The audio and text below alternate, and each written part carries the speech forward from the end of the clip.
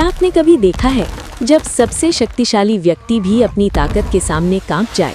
किष्किंधा के जंगल में बाली अपनी अजय शक्ति के नशे में पेड़ पौधों को उखाड़ फेंक रहा था और अमृत समान सरोवरों को मिट्टी में मिला रहा था। उसकी गर्जना पूरे जंगल में गूंज रही थी। संयोगवश उसी जंगल में हनुमान जी राम नाम का जाप करते हुए ध्यान में लीन थे। बाली की हिंसा देखकर हनुमान जी आगे बढ़े और बोले, हे बाली, इस बल के मद में क्यों इस जंगल को तबाह कर रहे हो? राम नाम जपने से मन और लोक दोनों सुधरेंगे। बाली ने क्रोधित होकर कहा, तुच्छ वानर, तू मुझे राम नाम का जप सिखा रहा है? अपने राम को ही बुला ले मुझसे युद्ध करने के लिए। हनुमान ने क्रोध में उत्तर दिया, हे बाली, तुम श्री राम को रहने दो, पहले मुझ तुच्छ सेवक को हरा कर देखो। बाली ने दूसरे दिन के लिए युद्ध तय कर दिया। अगले दिन हनुमान जी युद्ध के लिए निकले। रास्ते में ब्रह्मा जी प्रकट हुए और कहा, हे हनुमान, बाली को क्षमा कर दो। हनुमान ने कहा, नहीं, उसने मेरे आराध्य का अपमान किया है। ब्रह्मा जी ने कहा कि अगर युद्ध करना ही है तो केवल अपनी शक्ति का 10वां भाग ही लेकर जाओ। हनुमान जी ने ब्रह्मा जी को सर झुकाकर प्रणाम किया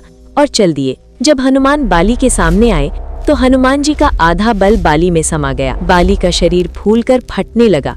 ब्रह्मा जी ने कहा, अगर बचना है तो हनुमान से जितना हो सके दूर भाग जाओ। बाली तुरंत वहां से भागा। आगे ब्रह्मा जी मिले और बोले, इतना भी बल सहन नहीं कर पाए तुम? यदि हनुमान अपने पूरे बल के साथ युद्ध में आते तो तुम तुरंत परलोक सिधार जाते। बाली समझ गया कि हनुमान जी का बल असीमित और राम भक्ति असाधारण है। उसने हनुमान जी को दंडवत प्रणाम किया और कहा, हे हनुमान, आप तो इतने बलशाली होते हुए भी इतने शांत हैं।